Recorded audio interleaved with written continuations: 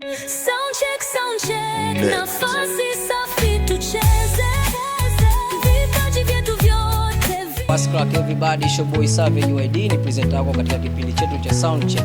Na hapa pembeni yangu kama unavyoona nipo na mkali, atatuambia kaja kwenye event kwenye session gani. Bana, mambo vipi? Mambo poa bro. Unyama? Kama kawa. Tungeanza na majina yako, unaitwa nani? Bwana mimi naitwa Nangewizi. Unaitwa Nangewizi. Okay. Nangewizi. Nangewizi, leo tuna uzinduzi wa Kibaha TV online. Wewe ni mmoja wa wageni lakini hatujatambua upo hapa kwenye session hii.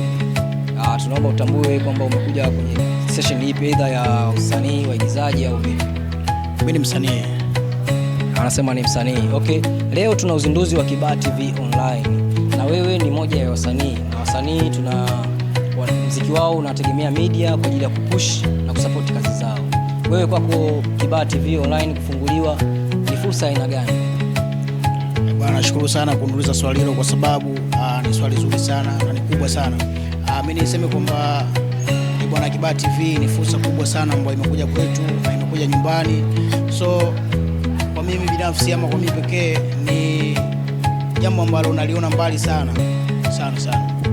Okay, na pia swali lingine kwamba Kibaha tuna vipaji vingi sana, especially vipaji tofauti, lakini kwenye stage ya ukuaji na kwa changamoto, wewe kama msanii unahisi ni changamoto gani ambazo zinawafanya baadhi ya wasanii ambao wana vipaji lakini wanashindwa kufikia kwenye malengo yao?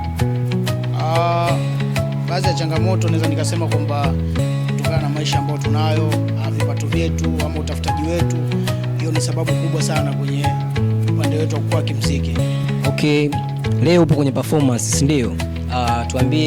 Waambie mashabiki zako, waambie watu ambao wanakufuatilia, waambie na watu ambao wakufahamu, wanataka kufahamu kupitia stage ya Kibaha TV online. Nini umewaandalia kama msanii?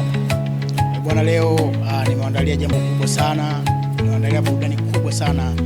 Mimi cha kuambia ndugu zangu, watazamaji wenzangu, ama wasanii wenzangu, ama mnatufuatilia, bwana, nimeandalia jambo kubwa sana, burudani kubwa sana itakuja baadaye. Bwana, tutafurahi sana. Okay, basi mimi nisikuchoshe mkali, tukutane kwenye stage ama vipi?